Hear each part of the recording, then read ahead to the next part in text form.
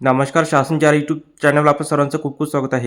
तर आताच्या घडीची सर्वात मोठी ब्रेकिंग न्यूज म्हणजे राज्य सरकारी कर्मचाऱ्यांना केंद्र सरकारप्रमाणे 60% महागाई भत्ता. त्या संदर्भात एपिसोडच्या माध्यमातून संपूर्ण अपडेट सविस्तरपणे पाहण्याला सुरू करूया. राज्य सरकारी कर्मचारी आणि पेन्शनधारकांना महागाई भत्ता फरक व केंद्राप्रमाणे महागाई भत्ता वाढ कधी मिळणार या संदर्भात सविस्तर माहिती पुढील प्रमाणे पाहूया.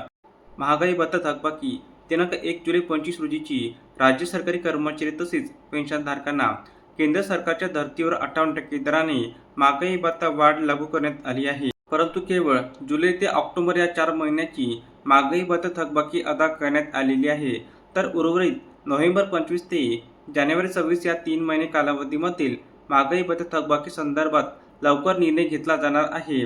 पुढील महागाई भत्ता वाढीची घोषणा पूर्वी सदर महागाई भत्ता फरकबाबत राज्य सरकारकडून निर्णय घेतला जाण्याची शक्यता वर्तविण्यात येत आहे. केंद्र सरकारप्रमाणे 60% महागाई भत्ता वाढीची घोषणा. केंद्र सरकारप्रमाणे दिनांक 1 जानेवारी 26 पासून 58% वरून 60% महागाई भत्ता वाढीकरिता राज्य सरकारी कर्मचारी तसेच पेन्शनधारकांना माहे ऑगस्ट 26 पर्यंतची वाट पाहावी लागणार आहे. त्यामुळे राज्य सरकारी कर्मचाऱ्यांना पगार तसेच पेन्शनधारकाच्या पेन्शनमध्ये मोठी वाढ होणार आहे. तर अशा प्रकारे सरकारी कर्मचारी महागाई भत्ता संदर्भात अतिशय महत्त्वपूर्ण अपडेट हे एपिसोडच्या माध्यमातून आपण पाहिली आहे. जर हा व्हिडिओ आपल्याला आवडला असेल तर चॅनलला नक्की सबस्क्राईब करा, लाईक करा, कमेंट करा आणि नवीन अपडेट मिळण्यासाठी शासनच्या यूट्यूब चॅनलला सबस्क्राईब करायला अजिबात विसरू नका.